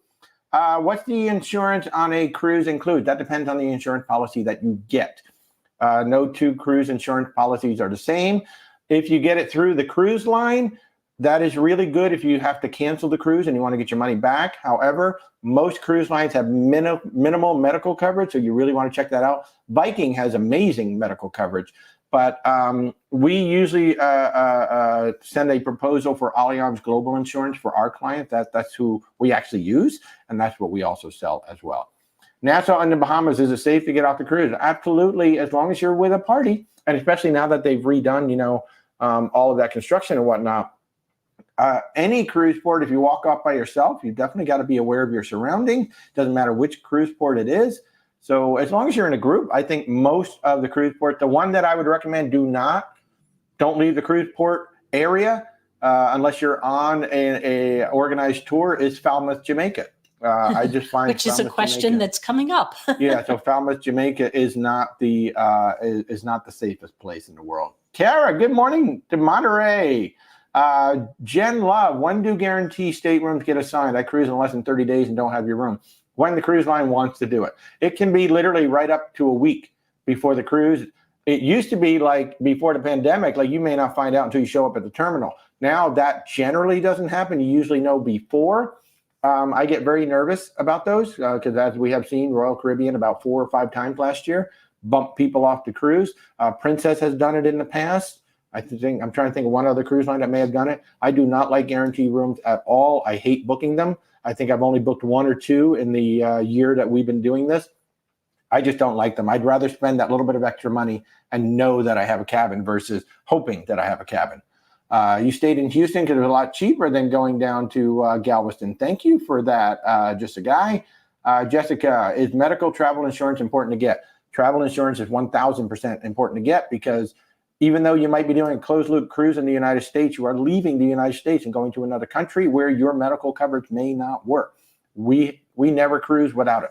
We've been cruising almost 20 years. We never cruise without it. So thoughts on MSC Cruises? We've talked about that multiple times today. As long as you temper your expectations and understand that you're paying a low cruise fare, so don't expect the best food, don't expect the best service, maybe don't expect the best shows. Gorgeous ship. and amazing pools. But you got to temper your expectation. Like if you're used to going on Royal Caribbean or Norwegian or Carnival, you have certain expectations when you go on those ships.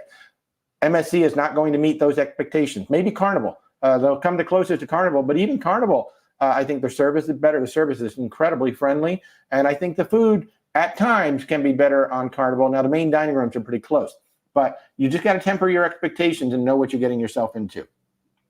If you're all over 18, I think VV was the easiest cruise for first-time one. I have a lot of first-timers who go on Virgin Voyages. Absolutely, and they love it.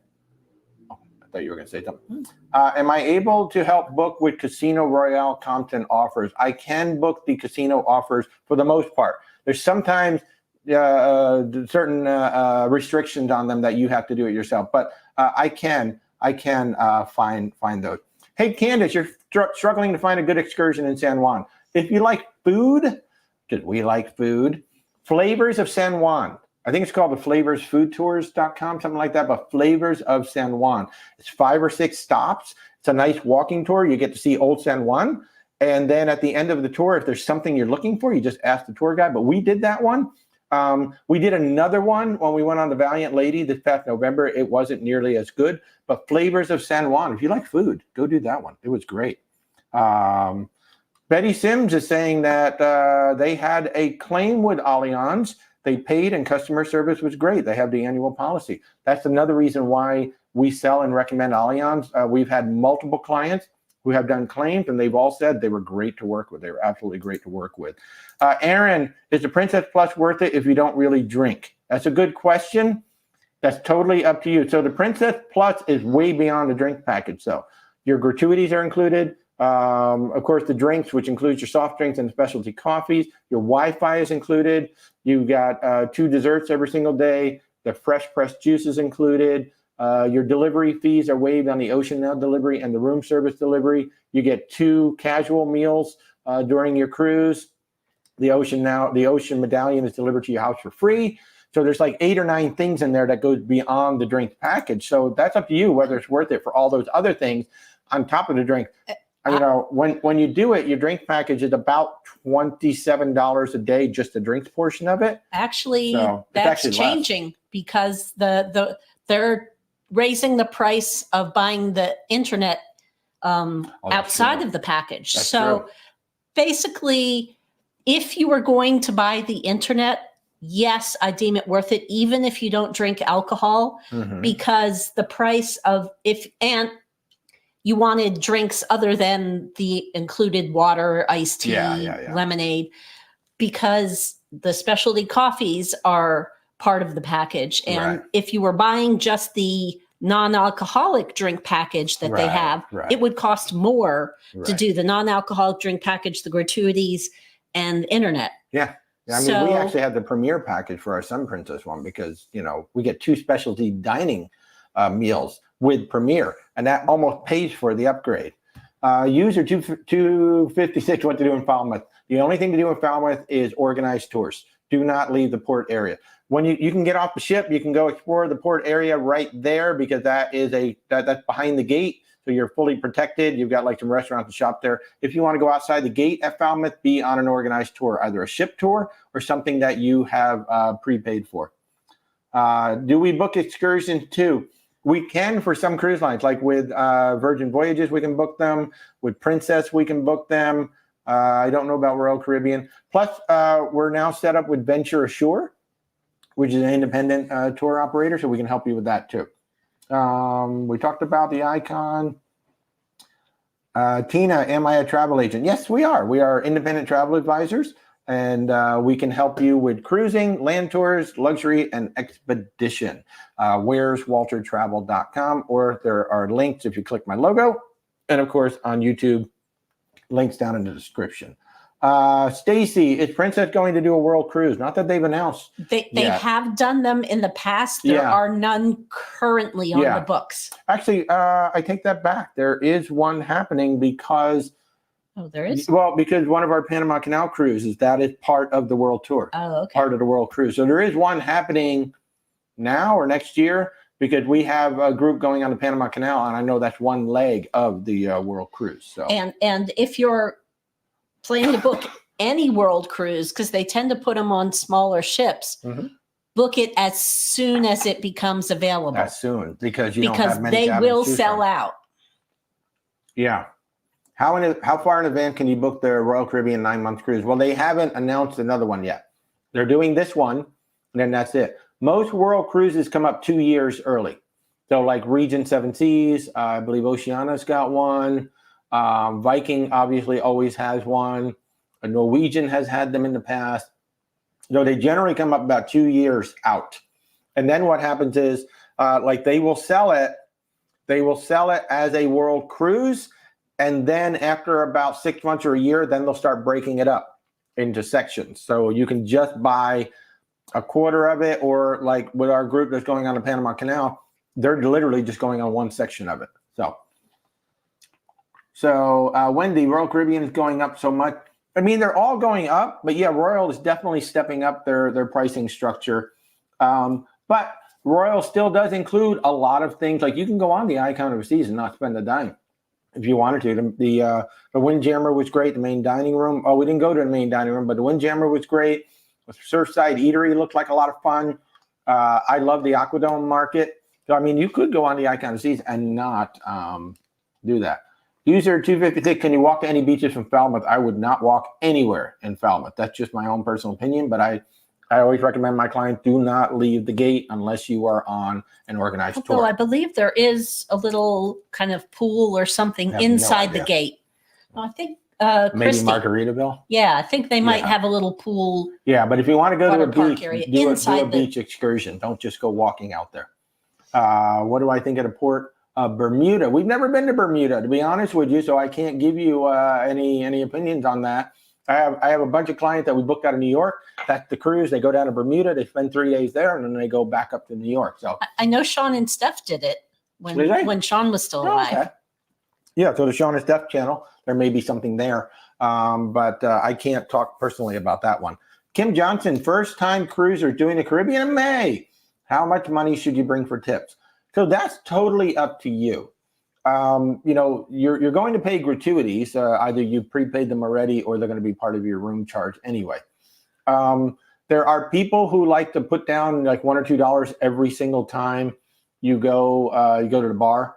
I will tip my bartender at the end. Like maybe I'll give him, if there's a bartender that I really, really like, I'll give him like a 20 on the last day.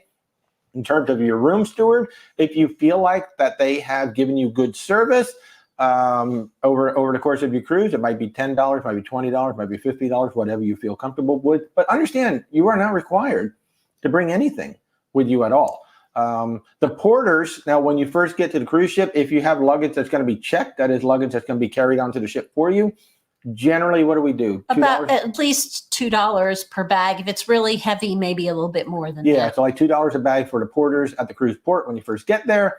And then on the ship, 100% up to you. Again, some people like to tip like $1 or $2 to the bartender. They think they get better service that way. I haven't had any difference in service, but I like to give it at the end of the cruise. I will suggest also bringing some cash for tips for excursions. And usually my base is about somewhere between 10 and 20% of the cost of the excursion is what I bring to tip the tour guides. And Kim is asking, should we book excursions not with the cruise line? So your first cruise, you might want to book more of them with the cruise line because it is your first time there. Unless you're working with a travel advisor, you know, like us, we can help guide you through some of these third-party excursion companies. But you need to carefully research any third party that you're doing because it's on you to get back to the ship. The ship will leave. You know, you've seen the videos of the pier runners, I'm sure. That does happen because the ship generally will wait for about 30 minutes. I think the majority of those pier runners are people who are in a bar and lost track of time. Yeah, but, you know, or they may have been on an excursion that just didn't get them back. So it's up to you to get back to the ship on time. And maybe you're like, okay, on our first cruise, we did book quite a few, I think, through Princess, right? No. So you went independent? Both. I mean, I think it was, actually, I think everything was independent except the ones where we could not book it independently. That's true. There was, I think, a couple of the tours that you had to book through the cruise line. Yeah, because that happens sometimes where where the like you might see a great third-party tour and they'll say, oh, well, Princess is in that day. We can't do it independently. You've got to do it through Princess. So sometimes that happens. And just a side note, somebody here has commented, apparently the Margaritaville in Falmouth has permanently closed. Ah, okay. So not an option anymore. Gotcha. Thank you for that. Appreciate it. Karen, advice for first-time cruisers. The best advice I can give you is to work with a travel advisor, whether it's myself or one of my many colleagues out there, because there is a lot to navigate with the cruise line. You know, Royal Caribbean has like 26, 27 ships. Carnival has like 25 ships. Princess has 20 plus ships. There's so many ships. So it's not just a cruise line. You got to navigate the ship. Then when you figure out what port you want to go out of, well, what ships are actually available, because there's only certain ships that are available at any given time of the year. And then trying to make heads or tails of, okay, I'm paying this much on Carnival. I'm paying this much on Princess. I'm paying this much on Royal Caribbean. What's the best value? What am I actually paying for? We can help you navigate that. So whether you work with us, our services are 100% free. We don't charge you a dime for our services. So that's the first advice, is go ahead and work with a travel advisor. And number two, put together a list of things that are most important to you. Food, entertainment, the destinations, the room, you know, your bed, you know, things like that. Like, what is going to be very, very important to you? And if price is the most important thing to you, put that right at the top. Don't be embarrassed to just come right out and say, this is the most important thing for me. You know, I have a strict budget and this is it. I work with clients that way. It's like, hey, I've got $1,500. Boom. What can I do? Okay. So we work from that. Here's what you can do. And then we say, so your $1,500 on Carnival or on MSC, this is what you're going to get. So, yeah, to work with a travel advisor, that would be my absolute advice for anybody who's watching this. It's going to be your first cruise.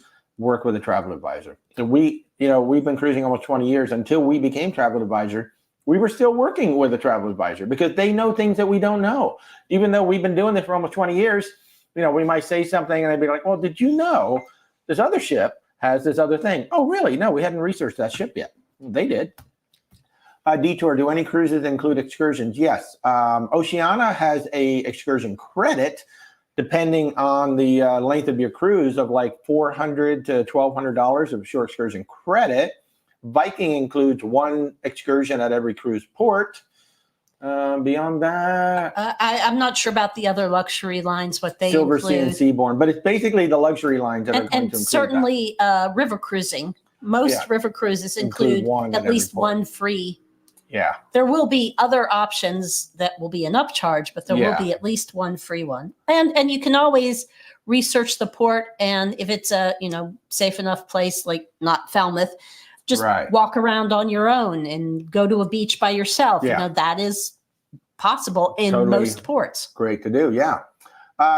First timer just looking to get my feet wet, short trip to Bermuda from New Jersey. Nice. That is one way to do it. It might sound weird, but I always recommend a 7-day cruise for your first cruise, because the shorter ones are a different vibe, and the longer ones allow you to really experience everything on the ship. You can experience some of the specialty restaurants if you want to. You can see the multiple shows. You can participate in more games and things like that. I actually do recommend a 7-nighter for your first one if you can. Our very first one was 14. We did 14 nights on our first one. So yeah. And that was me. I did that. Your husband, Shauna, you and your husband want to go on a cruise, but do not want to be around kids and port from Mobile, Alabama. Well, you don't have much choice. Carnival. It's going to be Carnival going out of Mobile, and that is going to be a family-friendly cruise line. So best you can do is try and go when most of the kids are in school. Yeah. Or come on over to Tampa, where you can get on Celebrity. Now, Celebrity is not adults only, but there are far fewer children on the ship because there's nothing really for the kids to do other than the kids' club. But from Mobile, Alabama, as far as I can remember right now, it's Carnival. That's the only cruise line that goes out of Mobile. So you will have kids on the ship. So how is Icon for handicap wheelchair? Oh, great question. So I've got to edit it together, but we got to visit 21 different room categories. And one of them was I don't have it here, but it was a surfside balcony accessible cabin. And it was great. And in fact, the gentleman that was in there was in a wheelchair. And the big thing he was pointing out was how the bed was lowered. The bathroom was huge. And the ramp that took you out to the balcony was much longer than many other cruise ships. So it was easy to roll out and roll back in. The elevators hold 30 people, so they're big. You could probably put like 6 scooters into one elevator. That's how big they are. They're really big elevators. So Icon is amazing for handicap. The only caveat is on embarkation day when everybody's luggage is being delivered and it's all in the hallway, you probably are going to have to go single file. And if somebody's walking the other way, they may have to stop and wait for you to go around. Sure. But that's really the biggest problem is just when the luggage is out in the hallway. Exactly. They get a little narrowed. So Steve, other than Norwegian, do any others offer a truly unlimited drinks and non-pre-scheduled dinners? I don't know what you mean by non-pre-scheduled dinners. Freestyle. Which, freestyle. Princess does not have any set dining times at all. Princess and Celebrity have no set time. Well, Celebrity, you can do the set times if you want. You can, but he's asking if they offer non. So Celebrity Select is anytime. Okay. Yeah. Carnival is anytime dining. They have my time dining. Royal Caribbean does not do a good job with it. Because you got to line up in this long line, which is really annoying. Well, you can make reservations too, but even then you might be in a line. Carnival actually does the best job with it because it's all on the app. So when you're ready for dinner, you just punch in the app, go, I'm ready for dinner. And when your table's ready, your phone will notify you. And then you got 10 minutes to get down to the restaurant. That's awesome.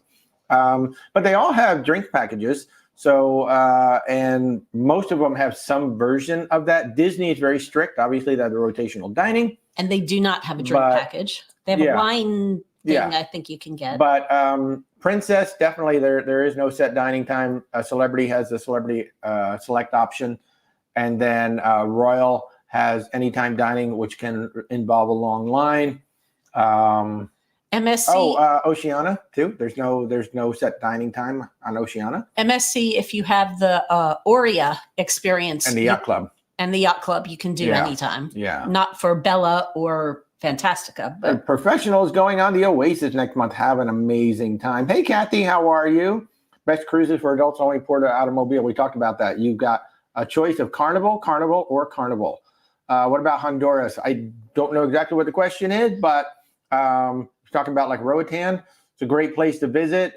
Probably want to do planned excursions like with most people. Chris, the Aqua Theater looks sick. It was amazing. The whole Aqua Dome is breathtaking. Some people are going to walk in there and go, okay, Aqua Theater, and not realize that when you walk around to the front, that's where the overlook is. It had probably the most stunning location I have ever seen on a cruise ship. It's gorgeous. Absolutely gorgeous. Would Wonder of the Seas be a better choice compared to Icon of the Seas considering prices on the two? That's up to you. What do you want to have? They're both great ships. Yeah, the Icon is a one-of-a-kind right now. It is the brand new ship. It's $2 billion of technology and food and games. And that water park alone is insane on the Icon, okay? Is the Icon worth what you pay for it? Now that I've been on it, if it works within your budget, yes, that ship is unreal. And it can work, and it lives up to the value. It was so far beyond anything I really expected. The Wonder of the Seas is an outstanding ship. If that fits better within your budget, you go on the Wonder of the Seas. And of course, we've got Harmony, Allure, all the other ones out there. So that's up to you. Well, and plus, if Port Canaveral's more convenient for you than Miami, maybe you want to consider Wonder. I mean, does the Icon live up to the hype? For me, 1,000%. It lived up to it. So Raul, is an Alaska cruise in May a good time to go? It's certainly going to be quieter. The big thing that you want to look at, though, I would go in later May because in early May, some of the things may still not be open yet on land. The same thing on the back end. Like Norwegian has cruises basically going to Halloween. I think that's way too late in the season. A lot of the land stuff's going to start shutting down in September. So just look at, is everything open that you want to do on land? But yeah, May is a great time to go up to Alaska. Sure. Yeah, we went the end of May into the beginning of June. Yeah. There were a lot of baby moose. A lot of baby moose. It was great. Small town, South Carolina. What's my opinion on a Hawaii cruise from California? If you like sea days, you're going to have 8 or 9 sea days because it takes that long to get out there. And then you're going to do the Hawaiian Islands and you're going to come back. If you're okay with the sea days, and that's why it's so important to make sure you get on a ship you like, because you're going to be on that ship for like 8 or 9 days with nothing to do but what's on the ship. Your alternative is to fly to Hawaii and then do the Norwegian Pride of America, which goes around. So we would like to do both. Our intention is to try both and see, what is it really like. But I have sent clients on both versions. They've gone on the Pride of America. They've done that. The clients have loved it. So it just depends on what you're going on. But that if you're going to do it from California, it's so important to pick the right ship because you are going to be on that ship for 9 days with nothing to do except what's on the ship. So Barbara, yep, Serenade is out there on that long cruise. You're welcome, Stacy. Megan, good morning. Thank you, KB, for the Margaritaville note. Sarah, is there any public tourist excursions free of charge typically? Well, what we talked about a little while ago is walking. You can walk around like San Juan. Old San Juan's a great place to just walk around. Grand Turk is a great port because the beach is right there. It's a great Instagram moment because the ship is literally right behind you. You can take pictures, and they got a big free beach right there in Grand Turk. St. Martin is a good one too, where you can come off St. Martin. You do have to pay for the water taxi, but you go on into St. Martin, and it's a great little shop there. So generally, just walking around. I'm trying. Bless you. Sorry. Good morning, Mike. Megan, 12 days until your next cruise. What's my favorite cruise for the Mediterranean? I'll tell you, one of my favorite itineraries, and they only do it once, is the Virgin Voyages Starry Night, Greek Starry Night. Beautiful itinerary.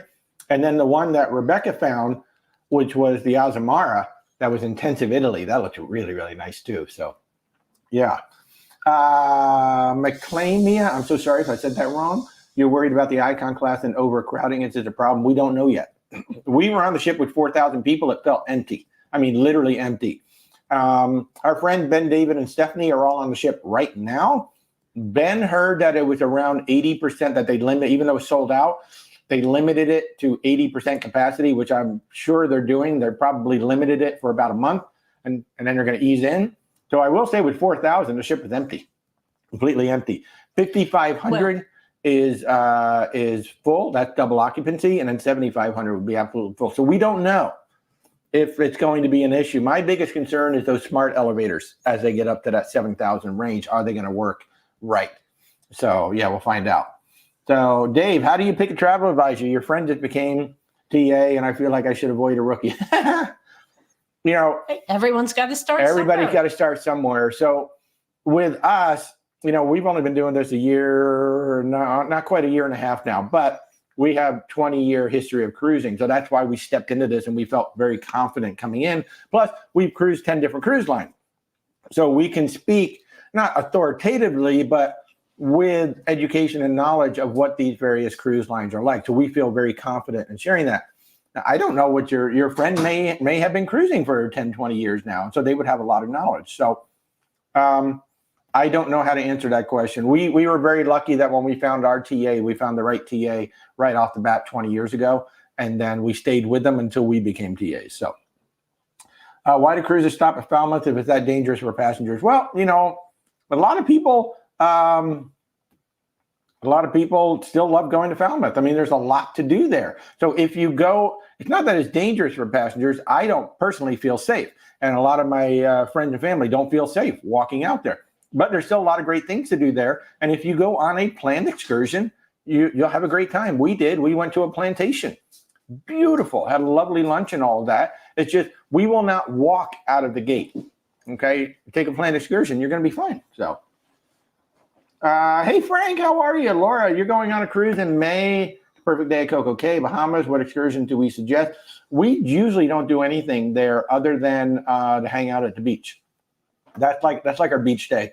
I thought about the Thrill Water Park, but, you know, Rebecca's got her knees are not the best anymore, so she can't go walking up all those steps to get up to those water slides. The Hideaway Beach, if it didn't have so much, if there was a quiet area of it, I would probably take advantage of that. We've done the Cocoa Beach Club.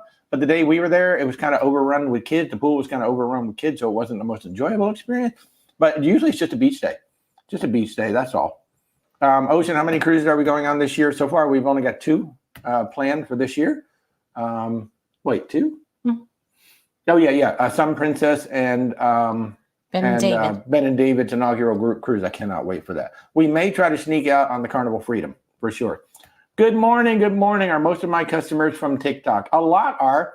A lot of our clients are from TikTok, and then also YouTube. And now we're starting to get more and more referrals. We're getting a lot of referrals now, which we're very thankful for that as well. Aaron saying that, somebody asked about Alaska in May. Aaron went to Alaska May 11th through the 19th and had a great time. It was cheaper. It will be cheaper because you're not in prime time. So that is absolutely the way to go. Ocean, which line has the best private beach? That's Virgin, for me, it's Virgin opinion. Voyages. It's a personal opinion, too. Well, he's asking me. Okay. So I will tell you the one that you need. No, I'm just kidding. For us, Virgin Voyages, the Bimini Beach Club is fabulous. I'll say the beach itself at Hideaway Beach was lovely. What they did there that they did not do at Cocoa Beach Club, there's actually a private lagoon. There's like a man-made lagoon. So it was blustery. It was windy. I bet if we had gone over to the Cocoa Beach Club, the surf would have been kicking up.